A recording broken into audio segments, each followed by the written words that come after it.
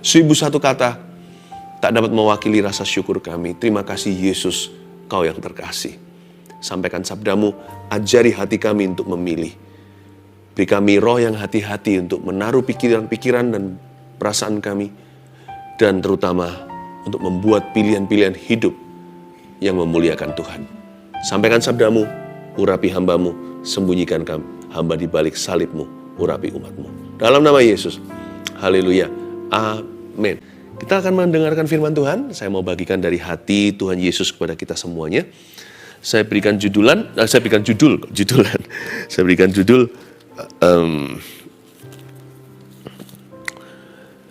pilihan hidup yang menentukan kepuasan batin. Kita buka Mazmur pasal pertama. Ambil catatan ya. Pilihan hidup yang menentukan kepuasan batin. Karena itu berpikirlah matang-matang. Karena hidup kita bergantung pilihan kita. Jangan salah memilih, berabe nanti. Ternyata bukan hanya hidup kita tergantung hati, yang penting hatinya. Hati kita pun tergantung pilihan. Kalau kita pilih untuk marah, hati pasti panas. Kalau kita pilih untuk kepahitan, hati kita nggak akan pernah sembuh-sembuh. Dan kalau kita memilih untuk mengampuni, Tuhan pun akan bermurah hati dalam kehidupan kita, mengampuni dosa kita, dan mengalirkan berkat-Nya. Jadi, ada pilihan hidup yang membuat batin kita hancur, tapi ada juga pilihan hidup yang membuat batin kita bahagia. Kepuasan batin itu seperti apa? 2 ayat saja hari ini, tapi saya mau operasi besar 2 ayat ini. Mazmur pasal pertama, jalan orang benar dan jalan orang fasik. Ayat 1 dan 2 bunyinya, berbahagialah orang yang tidak berjalan menurut nasihat orang fasik, yang tidak berdiri di jalan orang berdosa, dan yang tidak duduk dalam kumpulan pencemooh, tetapi yang kesukaannya ialah Taurat Tuhan, dan yang merenungkan Taurat itu siang dan malam. 2 ayat saja, tapi saya mau dalam-dalam. Saya ajak Anda untuk lihat setiap kata, bukan hanya per kalimat. Dimulai dengan kata berbahagialah. Bahasa Indonesianya berbahagialah, tapi bahasa Inggrisnya blessed is the man. Kalau di bahasa Indonesianya happiness, di bahasa Inggrisnya blessedness. Orang yang happy, diberkati, bergembiralah karena Tuhan, maka Tuhan memberikan apa yang diinginkan hatimu. Tuhan mencintai orang yang suka memberi dengan sukacita.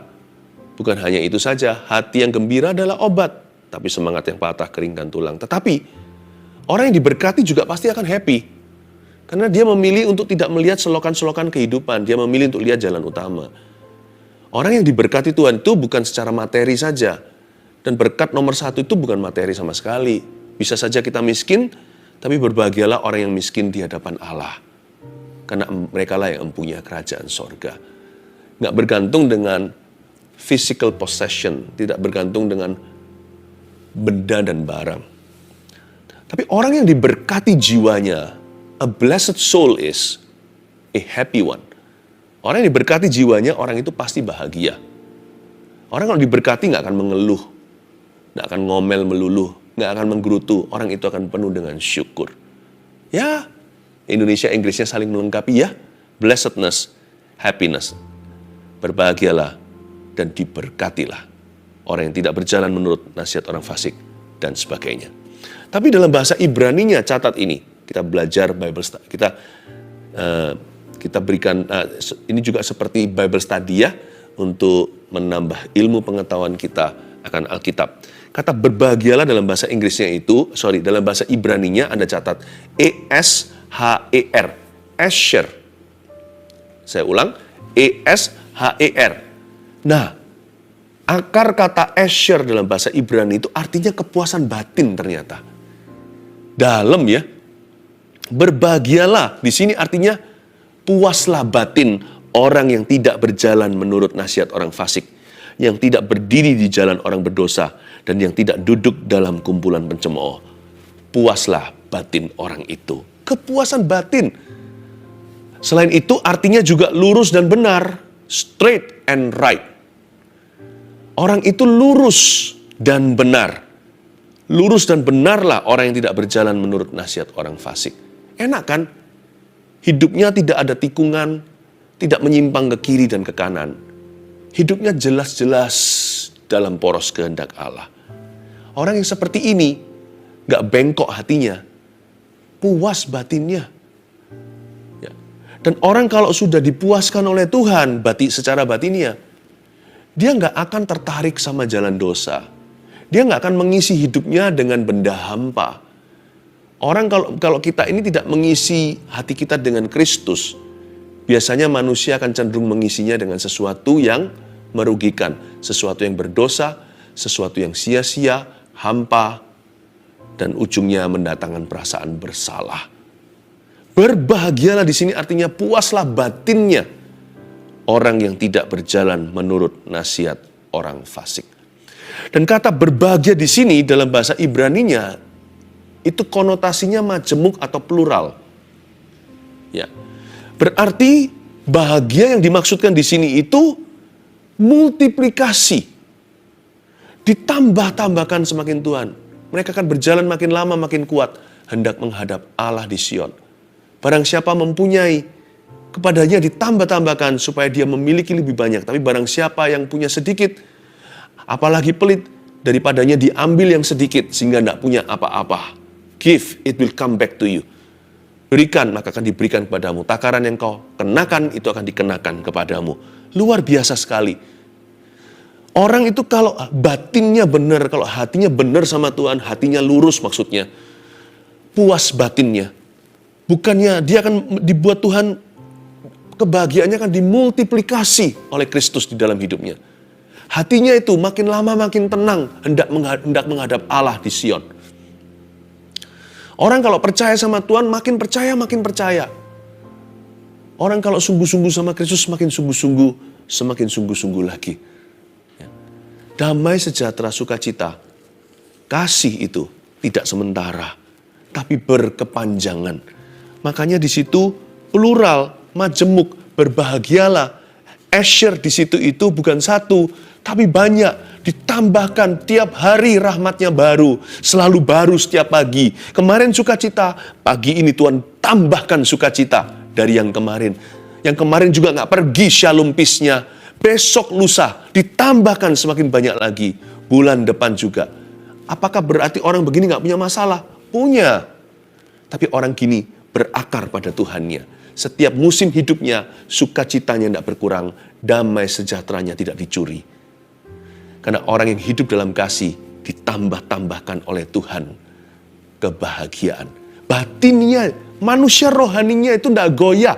Yang terjadi hanya di luar saja. Orang mencerca, mungkin dia mengalami kemalangan. Karena firman Tuhan berkata kemalangan orang benar juga banyak. Tapi Tuhan melepaskan dia dari semuanya.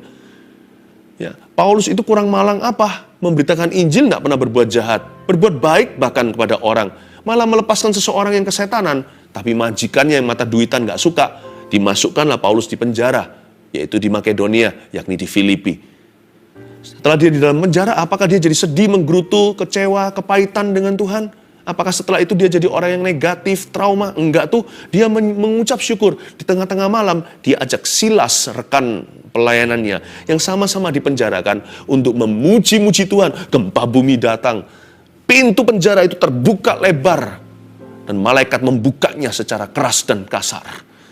Lalu semua rantai itu runtuh. Setiap belenggu jatuh.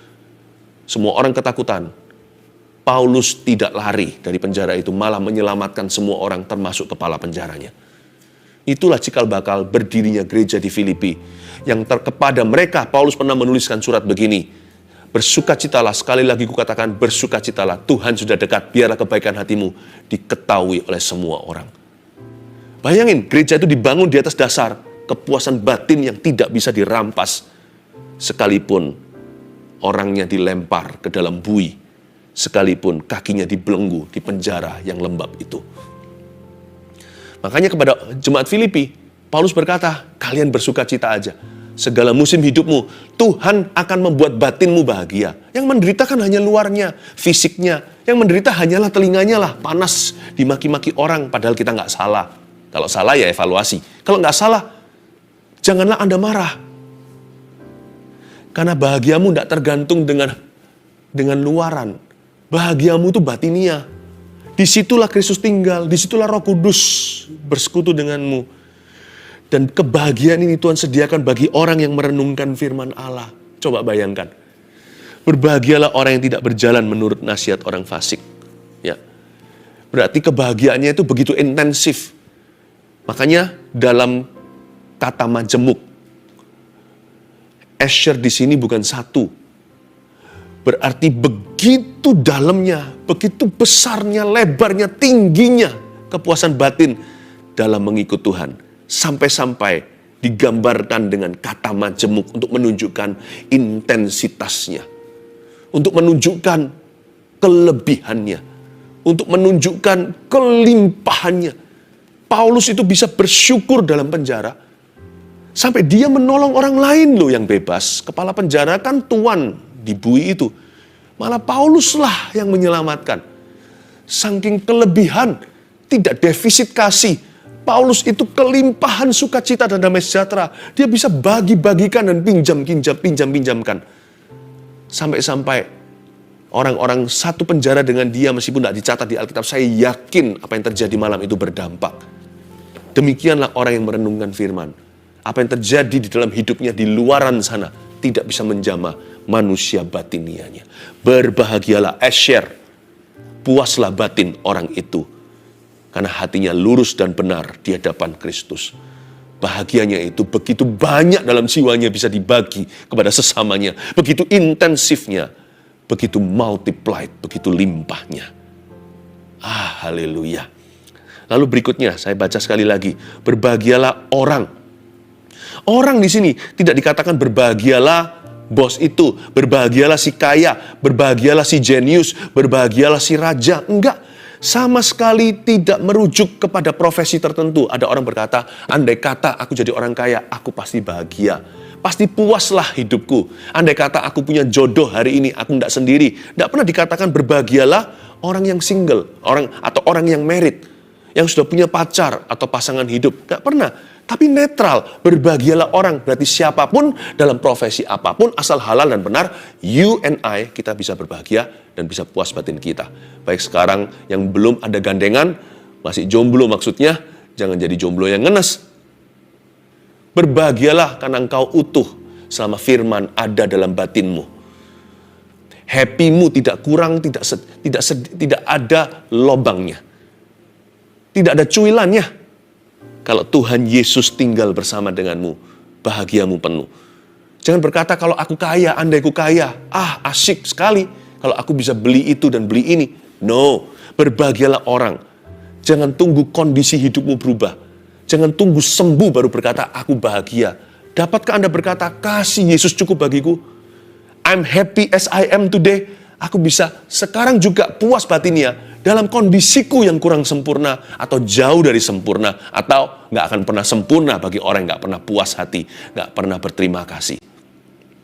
Berbahagialah orang, netral di situ.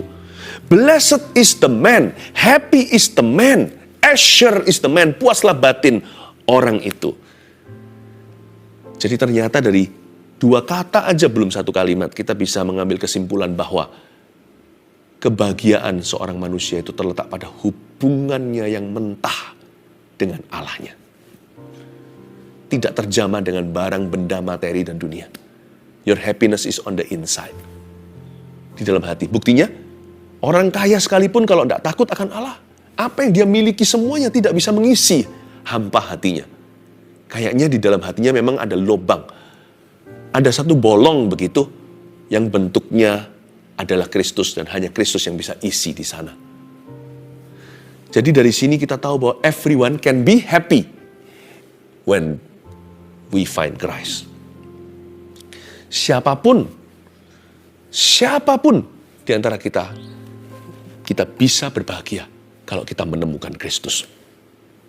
Dan kalau kita hari ini sudah Kristen apalagi, kenapa kok kita menggerutu melulu? Jangan-jangan setelah kita terima Kristus, habis manis, sepah dibuang, kita merasa kalau Tuhan tidak bisa memberikan kita segala yang kita inginkan, lalu kita buang dia, kita tinggalkan, kita jauhi. Jangan loh, Tuhan tetap sumber bahagiamu. Sekalipun Tuhan tidak menjawab semua doa, tidak memberikan segala sesuatu yang kita inginkan, ingatlah, berbahagialah orang yang kesukaannya ialah Taurat Tuhan. Your happiness depends wholly and solely. Kebahagiaanmu bergantung penuh dan bergantung satu-satunya kepada hubunganmu dengan Allah. Blessed is the man yang tidak berjalan menurut nasihat orang fasik, yang tidak berdiri di jalan orang berdosa, dan yang tidak duduk dalam kumpulan pencemooh. Anda perhatikan nggak di satu ayat ini ada bunyi yang tidak, dan yang tidak. 3 kali disebutkan. Yang tidak, dan yang tidak. Jadi, ternyata ada kalimat seperti ini. Walk not, stand not, sit not. Ada hal-hal tertentu yang tidak akan dilakukan oleh orang-orang yang berbahagia dengan Tuhannya. Ada hal-hal tertentu yang tidak akan pernah dilakukan oleh orang-orang yang diberkati oleh Tuhan. A blessed man will not do these things.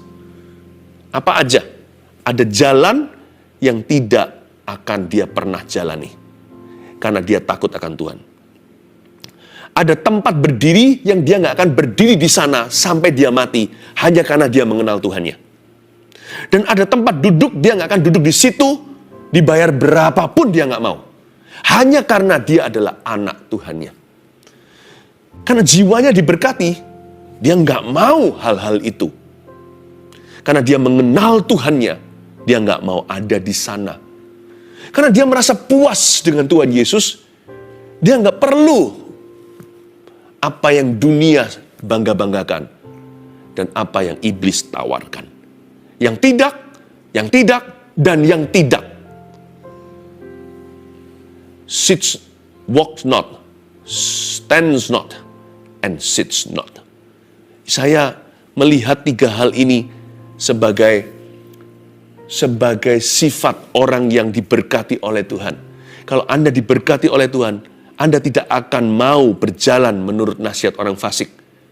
Kalau Anda mengenal Tuhan Yesus, Anda tidak mau berdiri di jalan orang berdosa. Kalau Anda adalah anak Tuhan, Anda tidak mau duduk dalam kumpulan pencemooh. Pasti nggak tahan. Entah mereka yang nggak tahan sama Anda atau Anda yang nggak tahan di tengah-tengah mereka. Mengenal Tuhan itu, datang bersama dengan itu adalah komitmen yang nyata. Kalau jiwamu milik Kristus, Anda tidak akan tahan dengan 3 hal ini. Nasihat orang fasik, jalan orang berdosa, dan kumpulan pencemooh. Saya mau kita belajar berhati-hati dalam memilih. Yang pertama adalah nasihat, jangan gegabah untuk menerima nasihat. Kalau kita memilih nasihat itu kita harus cek dulu sumbernya itu siapa. Jangan sampai kita itu menurut nasihat orang fasik. Karena sumbernya salah. Sumbernya benar pun masih harus dicek lagi loh. Masih harus dipertimbangkan apakah advisnya itu betul atau salah. Advis atau nasihatnya itu tepat atau tidak. Pertama yang harus dicek adalah sumbernya, lalu kemudian advisnya. Hati-hati juga ya, tolong kita semuanya belajar untuk selektif dalam memilih jalan. Supaya kita jangan sampai ditemukan sedang berdiri di jalan orang berdosa. Jalan itu apa? Jalan itu bicara soal arah dan cara. Arah hidup kita itu jangan salah. Berdiri di jalan orang yang berdosa, berarti kita berada di jalan yang salah. Cepat-cepat kalau kita sadar, kembalilah ke jalan yang benar. Tapi cara kita juga harus kita perhitungkan. Tidak boleh segala hal kita halalkan kalau tujuannya benar. Kalau kita mau memberi kepada orang miskin, apakah diperkenan oleh Tuhan? Apakah dibenarkan kalau kita merampok dari orang kaya? Kalau kita ingin memberkati seseorang, apakah diperbolehkan kita mencuri demi memberkati orang ini? Tidak boleh. Selalu pikirkan cara yang terbaik. Jalan di situ bicara tentang arah dan cara. Karena itu hati-hati dalam memilih. Jangan sampai gegabah. Karena hidup kita itu bergantung pada pilihan. Hidup kita itu sangat bergantung dengan pilihan bebas kita. Selain itu juga kita harus sangat selektif dan hati-hati untuk memilih kumpulan. Saya pernah suatu hari melihat orang pakai kaos atau topi ya. tulisannya anti-social social club. Itu betul-betul tricky sekali ya. Jadi antisosial nih ceritanya, tapi itulah klub sosialnya dia. Tapi kumpulan-kumpulan gitu kan, itu hanyalah suatu yel-yel saja. Tapi ada orang tertentu yang kumpulannya itu antikristus loh. Sekalipun bukan sang antikristus 666 yang kita kenal yang kita tahu dari kitab Wahyu. Tapi roh antikristus sudah ada di mana-mana. Kok bisa ya anak Kristus tahan di kumpulan antikristus atau antikristen? Sama saja. Antikristus pasti antikristen, antikristen pasti antikristus.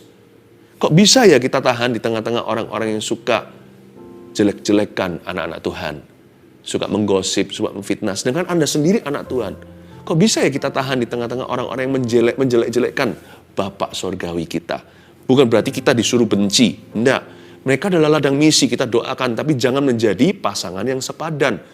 Jangan menjadi satu kuk dengan orang yang tidak beriman. Bukan berarti kita lebih rohani, kita lebih suci, enggak. Kita doakan mereka, kita minta belas kasihan.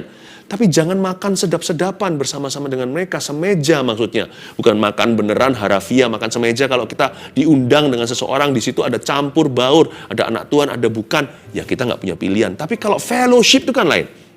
Fellowship itu sudah menikmati the company of others, atau sudah saling menikmati sebuah persahabatan. Itu sebuah persekutuan. Kok bisa ya anak-anak Tuhan tahan di tengah-tengah kumpulan antikristus maupun antikristen? Kalau saya sih nggak tahan. Saya pernah sih dalam kumpulan seperti itu, mereka jelek-jelekan hamba Tuhan. Saya tahu di luar sana ada uang palsu, tapi bukan berarti nggak ada uang asli. Tapi ada orang yang negatif melulu, yang pesimis. Mereka yang hanya bisa melihat satu sisi, yang trauma dan benci. Orang-orang yang pokoknya negatif. Waktu begitu ya saya diam aja dulu awal-awal. Saya ngalah-ngalah, sabar. Gak tahan itu gejolak dalam diri saya. Bukan mau bela sih, tapi kalau tuh anak-anak Tuhan dicemoohkan, karena ini kumpulan pencemooh kan, saya pasti akan ngomong sesuatu, karena saudara seimanku. Sekalipun dari gereja lain, tetap saudara seiman kan. Ku tak pandang dari gereja mana, jikalau bicara soal kasih loh ya. Akhirnya saya angkat bicara ketika Kristus juga, digimanakan gitu, ya saya nggak pakai caranya Petrus. Petrus kan pakai pedang potong telinga. Dikira dia bela Kristus, malah justru ngerepotin Tuhan. Tuhan harus pasang kuping orang itu lagi. Tapi saya nggak pakai cara begitu, tapi pakai cara yang rohani. Saya nggak tahan akhirnya. Saya berkata, sorry ya, guys, kalian mau cercah Kristus, I love Jesus Christ. Saya bilang gitu, aku cinta Yesus Kristus. Dan mereka lihat saya dengan mata yang begini, kayak aneh lu. Ini orang fanatik atau apa. Ini zaman-zaman dulu nih. Itu saya masih sekolah. Lihatin saya dan aneh. Lalu saya dihindari. Mereka sendiri yang nggak tahan. Jadi sekarang tinggal cepat-cepatan. Kalau mereka dulu yang nggak tahan, ya sudah. Bagus, mereka meninggalkan saya. Paling mereka mencerca saya sekarang. Nggak apa-apa. Biar saya ikut menanggung noda karena nama Kristus. Tapi kalau mereka masih tahan sama saya yang nggak tahan sama mereka, saya pasti akan permisi dan pergi. Tinggal kuat-kuatan siapa yang tahan. Kok bisa ya ada orang duduk di kumpulan pencemooh berbulan-bulan? Baik itu adalah hobi mungkin, nggak ada yang salah dengan aktivitas ini, contohnya sepedaan, olahraga, apa. Tapi dengan kelompok orang-orang itu, yang ngomongnya melulu lewat kata-kata mereka yang cabul, mengkhianati istri sendiri, padahal belum berbuat sesuatu secara fisik, hanya dalam pikiran dan perkataan. Kok bisa tahan bulanan dengan orang-orang begitu? Ya tapi mau tobatkan mereka. Kenapa setelah berbulan-bulan mereka nggak tobat-tobat? Jangan-jangan sudah mulai kumpulan itu jadi nikmat. Kok bisa? Saya nggak ngerti. Pilih-pilih nasihat. Pilih-pilih jalan. Arah dan cara. Jangan halalkan segala cara karena tujuannya benar. Dan pilih-pilih kumpulan. Bukan jadi orang eksklusif, ya enggak. Makanya saya paling suka bersekutu dengan saudara seiman. Sekalipun mereka nggak sempurna, saya nggak sempurna. Besi menajamkan besi, manusia menajamkan manusia. Kami menjadi semakin seperti Kristus gara-gara satu dengan yang lainnya. Tapi gimana pun juga dengan saudara seiman.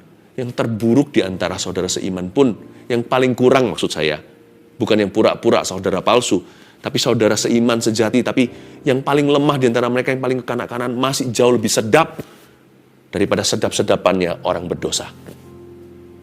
sama saudara sendiri itu lebih indah kelemahannya daripada kelebihan musuh. Kenapa kita bisa sabar di tempat yang harusnya kita tegas? Kenapa kita tidak sabar dengan saudara seiman? Maunya meninggalkan gereja dikit-dikit, kita tersinggung dikit-dikit, kita nggak bahagia, kita nggak happy. Sudah. Tapi sama orang-orang yang mencerca, mencemoohkan Tuhan, kita bisa tahan. Aneh ya, manusia itu terbolak-balik prioritasnya. Makanya itu nggak bahagia, batinnya kacau. Hati-hati pilih semuanya ini. Ya. Nah, kita baca dulu ayat 2, nanti saya kasihkan rangkumannya. Tetapi yang kesukaannya ialah Taurat Tuhan. Dan yang merenungkan Taurat itu siang dan malam. Nah, ini dia kesukaannya. Kata kesukaan di situ, supreme joy. Ya, supreme happiness. Yang kesukaannya ialah Taurat Tuhan. Mau tahu kita ini orang seperti apa? Gampang. Tanya ini, what makes me happy? Apa yang membuat saya happy? Dari situlah Anda bisa mengenal diri sendiri. Anda mau tahu orang lain gimana? Gampang. Cari tahu aja satu hal ini. Apa yang buat orang itu bahagia?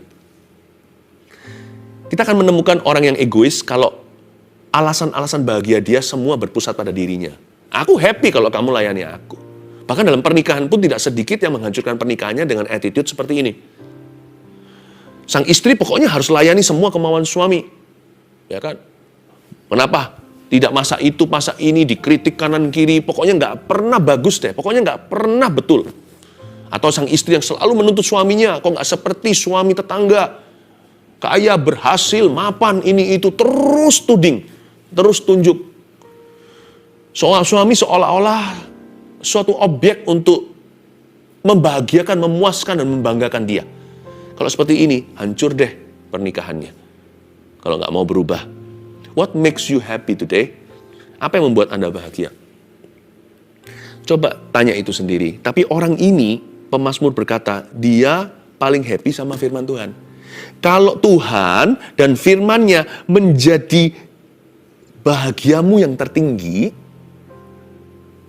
selain itu, sampai-sampai juga menjadi kesenangan seperti hobi. Kalau Anda temukan orang seperti ini, segera nikahi. Begitu ceritanya. Kalau memang sudah waktunya menikah. Kalau Anda mau cari pasangan hidup ya, pacar dan sebagainya, dari teman, dari antara teman-teman yang begitu banyak, cari orang yang jadikan Tuhan itu supreme joy-nya, atau jadikan dia bahagianya tertinggi. Bahkan Tuhan itu jadi kesenangan, bahkan seperti hobi. Suka dengarkan firman, suka ke gereja, suka pelayanan. Udah, asal orang itu asal orang itu juga tanggung jawab dengan kehidupannya, udah gak usah lagi menoleh ke kiri kanan. Marry him. Or marry her. Hire him. Kalau Anda mencari staf karyawan, rekrut orang itu. Kalau Tuhan jadi supreme joy atau kebahagiaannya tertinggi, berarti orang itu tidak akan steal from your money. Karena uang tidak bisa membuat dia bahagia. Dia nggak akan mencuri dari keuangan Anda. Sekalipun tetap ada sistem untuk menjaga. Anda bisa separuh sudah lebih tenang. Hire him. Ya. Dan kalau Anda melihat seorang tuan majikan yang seperti itu, kerjalah di bawahnya.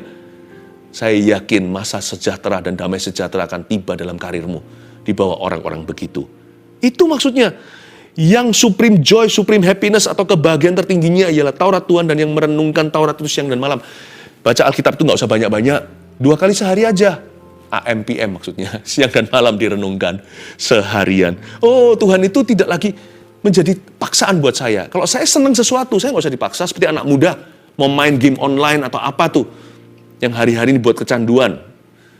Nggak usah disuruh. Bahkan mereka rela nggak tidur, nggak makan. Bukan hanya AM, PM.